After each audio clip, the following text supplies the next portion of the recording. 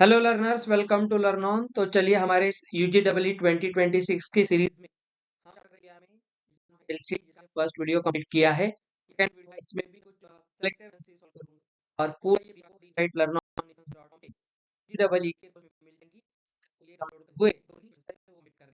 तो चलिए ये वीडियो लाइक करना है, लिंक शेयर करना है, कुछ प्रॉब्लम हो तो कमेंट करना। तो ये एलसीडी का लेक्चर का साथ हम मॉक टेस्ट करेंगे, जिसका शेड्यूल मैं आपको एक वीडियो में एक सेपरेट बना के यूट्यूब पे बताऊंगा। अब ये जो क्वेश्चन है, आपको लिमिट लेनी है x tends to 0 e raise to x minus e raise to minus x minus 2x upon x minus sine x। तो आपको सबसे पहले तो लिमिट कैलकुलेट करते समय क्या करना होता है, फॉर्म चेक करना होता है। अगर हम 0 रखते हैं तो ये बनेगा 1, ये भी 1, ये 1 by e raise to x है, ये पावर नेगेटिव x है ना, तो ये 1 upon e raise to x मतलब ये भी 1 बनेगा। तो 1 माइनस, और यहाँ पे 0 बनेगा तो ऊपर 0 है, और ये 0 और साइन 0 भी 0 ही होता है, तो ये 0/0 फॉर्म है। अब मुझे लगता है अगर 0/0 फॉर्म है तो हम इजीली लॉपिटल लगा सकते हैं यहाँ पे। तो लॉपिटल लगाते हुए हम इसे सॉल्व करेंगे। तो चलिए हम क्वेश्चन को एक इंडिपेंडेंट स्लाइड पे लेते हैं। लिमिट एक्स टेंड्स टू 0, देखिए, और ये कहता है e raise to x minus 2x upon x minus, 1 minute,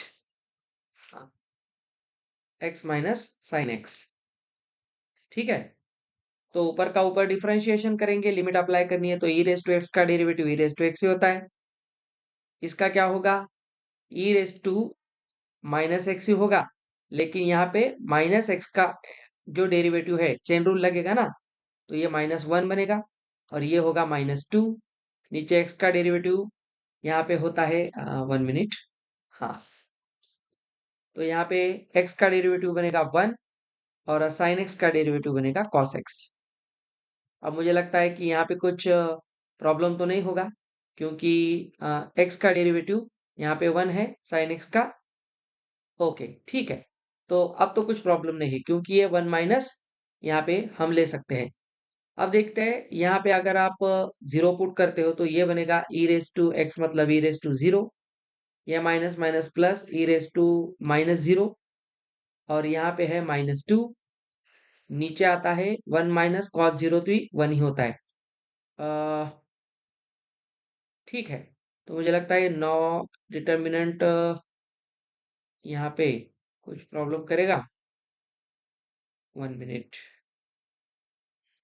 होना तो नहीं चाहिए, साइन का डेरिवेटिव कॉस, कुछ प्रिंट मिस्टेक तो नहीं।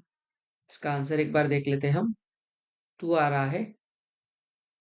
ठीक है, हम इसे एक बार रेक्टिफाई करके देखेंगे, आप खुद भी एक बार ट्राई कीजिए। यहाँ पे हमने जो एनालिसिस किया है, इसमें हमने मैक्लॉरिन सीरीज से किया है। हम थोड़ी देर में इसे देखते हैं। तो चलिए नेक्स्ट सवाल हम देखते हैं, ये इंटरेस्टिंग सवाल है। आपसे कहता है कि limit x tends to 0 plus, मतलब यहाँ पे हमें 0 से बड़ी वैल्यू नहीं ली है, मतलब ये आरएचएल के बारे में बात कर रहा है, राइट हैंडेड लिमिट, और tan greatest integer, sorry, fractional part of x by fractional part of x. ये इंटरेस्टिंग पार्ट है। एक बार आपको ट्राई करना है तो वीडियो पॉज करके खुद से ट्राई कीजिए। ठीक है, मुझे लगता है आपने ट्राई कर लिया होगा।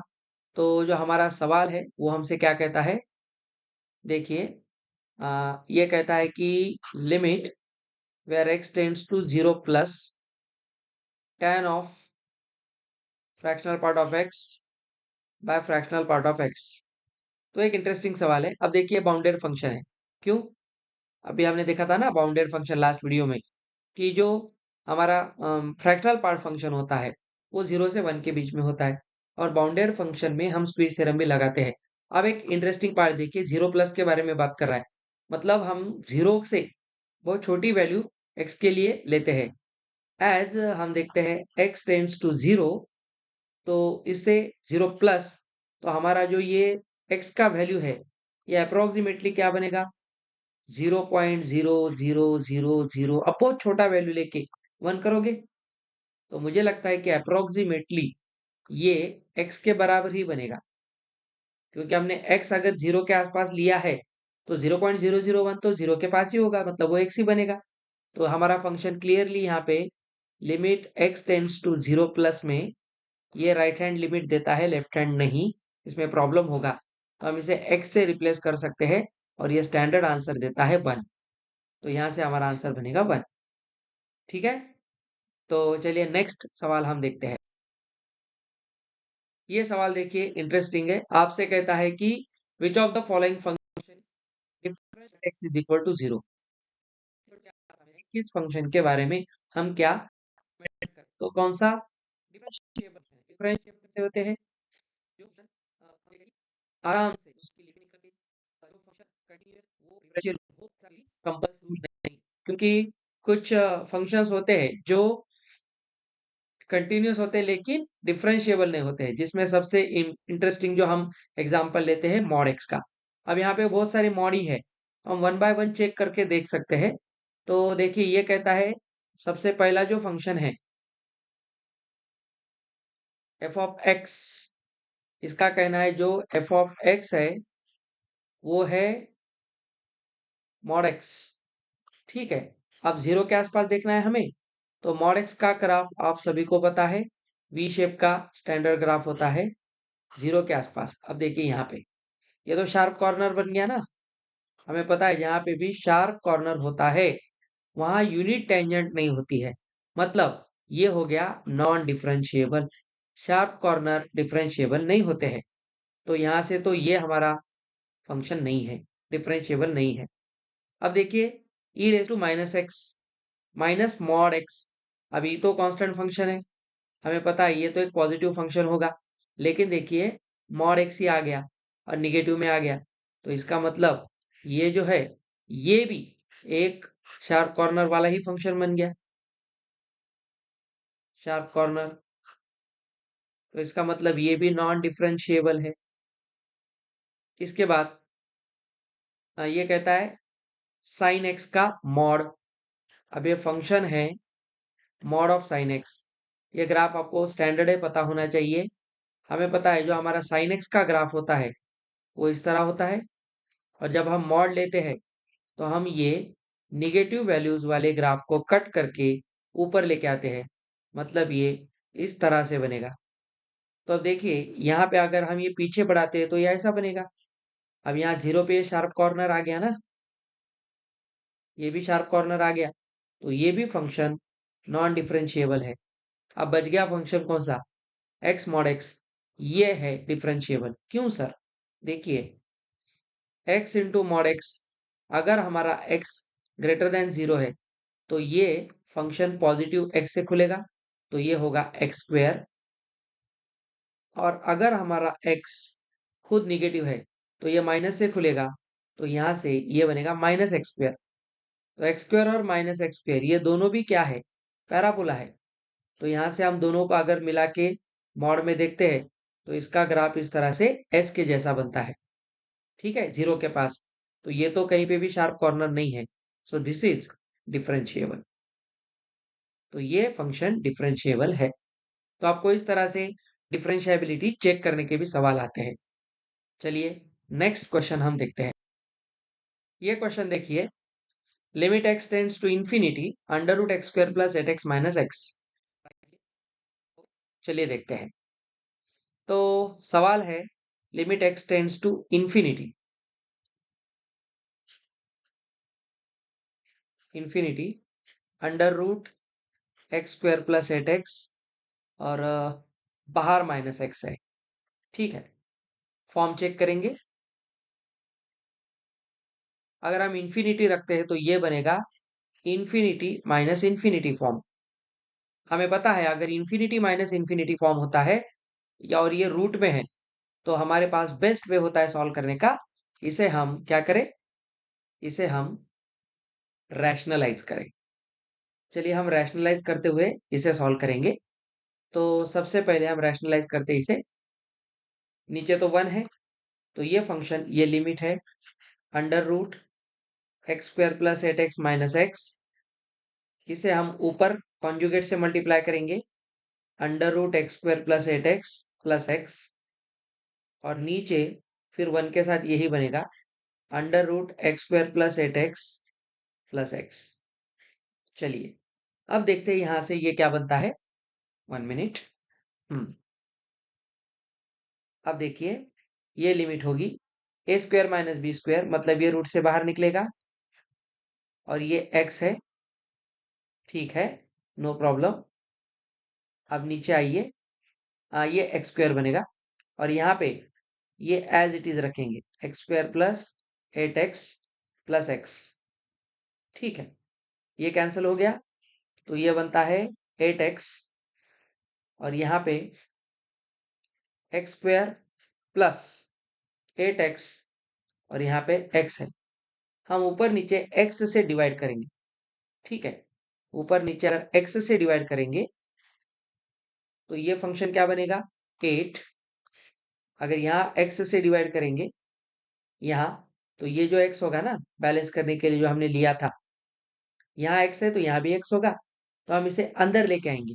जब ये रूट के अंदर आएगा तो यहाँ तो नहीं आएगा, रूट के अंदर आएगा तो ये स्क्वायर वन के अंदर जाएगा, तो ये फंक्शन बनेगा under root x square by x, sorry x square one के अंदर जाएगा, यहाँ 8x बाय एक्स स्क्वायर और यहाँ बाहर x तो x ही रहेगा, ठीक है, तो यहाँ से ये बनता है 1, ये भी बन गया 1 और ये बन गया, अब देखिए 8 अपॉन रूट में हो गया ये 1 प्लस 8 बाय एक्स और बाहर बन गया प्लस 1।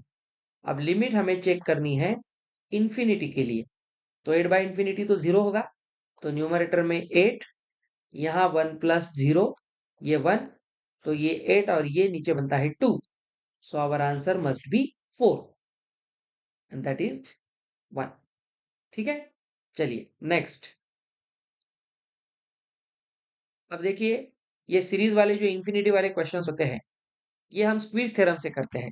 स्क्वीज थ्योरम क्या होता है, हमें पता है कि एक फंक्शन अपर और लोअर फंक्शन के बीच में फंसा हुआ होता है, और अगर अपर और लोअर की लिमिट अगर क्या होगी, सेम होगी, तो वो फंक्शन की भी लिमिट वही होगी जो अपर और लोअर लिमिट की सीरीज सम होती है या लिमिट होती है। सैंडविच थ्योरम है, इसके बेस पे ये सवाल है, तो हम देखेंगे यहाँ पे ये सवाल करने के लिए हम दो काम करते हैं, इसकी लोअर लिमिट और अपर लिमिट लेते हैं। तो सबसे पहले सबसे बड़ा डिनोमिनेटर लेंगे, उसको हम ऐड करके देखेंगे, तो यही करते हैं। चलिए, तो देखिए सबसे बड़ा डिनोमिनेटर, सबसे बड़ा नंबर कौन सा होगा, अपर लिमिट ये, ठीक है, ये होगा, ये सबसे छोटा होगा, ये सबसे बड़ा होगा। मैं आपको यहाँ पे दिखाता हूँ। चलिए, अब हम सैंडविच थ्योरम कैसे लेते हैं, एक लोअर बाउंड निकालेंगे। लोअर बाउंड क्या होता है, जिसके डिनोमिनेटर सबसे बड़े होंगे उसका बाउंड लोअर होगा, ठीक है। डिनोमिनेटर मतलब डिनोमिनेटर अगर बड़ा होता है तो ओवरऑल नंबर तो छोटा बनेगा, तो एन स्क्वायर प्लस एन सबसे क्या है, लार्जेस्ट डिनोमिनेटर है। तो यहाँ से अगर हम यही डिनोमिनेटर बाउंड में लेते हैं तो ये 1 + 1 + 1 कहाँ तक जाएगा, n तक, तो हमारा पूरा सम क्या बनेगा, यहाँ लोअर बाउंड में, लोअर में पूरा 1 1 1 n तक जाएगा और इसका लोअर बाउंड बनेगा n स्क्वायर प्लस n, बस इन्फिनिटी चेक करनी है हमें, तो हम यहाँ से क्या करेंगे, n को हाईएस्ट पावर से डिवाइड कर देंगे, तो यहाँ अगर n से डिवाइड करते हैं तो 1, यहाँ भी हमने सवाल किया था n अगर अंदर जाता है तो ये बनेगा n स्क्वायर और ये बनेगा n बाय n स्क्वायर, तो ये हो गया 1, तो यहाँ से ये दिखता है, 1 मिनट, तो ये बनेगा 1 अपॉन ये 1 प्लस, देखिए 1 प्लस 1/n, अगर इंफिनिटी पे चेक करते हैं तो ये पूरा तो 0 होगा, ये 1 होगा, मतलब ये लिमिट 1 हो गई। हमने लोअर बाउंड निकाला है, अब हम यहाँ से अपर बाउंड निकालते हैं। अपर बाउंड, अपर बाउंड क्या होगा, जिसका डिनोमिनेटर सबसे छोटा होगा। अब ये सबसे छोटा डिनोमिनेटर है, तो फिर सम क्या बनेगी, वहां से सम तो आगे n अपॉन ये बनेगी n स्क्वायर प्लस 1, फिर से वही अगर आप करते हो n से डिवाइड, तो देखिए ये अंदर जाएगा n square by n square और ये 1/n स्क्वायर, ये तो इंफिनिटी रखते ही 0 बन गया और ये 1 बन गया, तो वापिस से ये 1 है।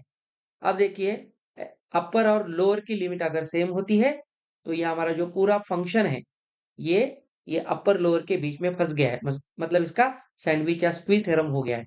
तो यहाँ से दोनों की लिमिट तो सेम है, मतलब इसकी लिमिट 1 होगी। हमने सभी टाइप के सवाल यहाँ पे देखे हैं। चलिए, ये एक सवाल है लास्ट, अब हम देखेंगे, आपको निकालने हैं number of points of discontinuity. तो जिन फंक्शन तो दिख गया आपको। हम एक काम करते हैं, फंक्शन यहाँ पे लिख लेते हैं, f x is equal to, यहाँ पे लेना है जिंट एक्स स्क्वेयर, और एक्स का इंटरवल 0 to 2 ओपन है। ये आराम से देखिए, x belongs to 0 to 2 open interval.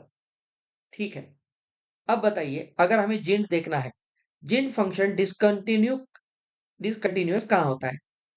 जब जब वो इंटीजर बनता है। तो हम सबको पता है जिन फंक्शन का जो ग्राफ होता है इस तरह से, ठीक है, यहाँ से हम लेते हैं, फिर ओपन रखते हैं, यहाँ से लेते हैं, फिर ओपन रखते हैं, इस तरह से बनता है। तो ये हमारा जिन फंक्शन है, जिसे हम स्टेप फंक्शन भी कहते हैं। तो जहां जहां इंटीजर बनता है, ये होती है डिसकंटिन्यूटी, जंप डिसकंटिन्यूटी। ये जंप करके ऊपर चला गया।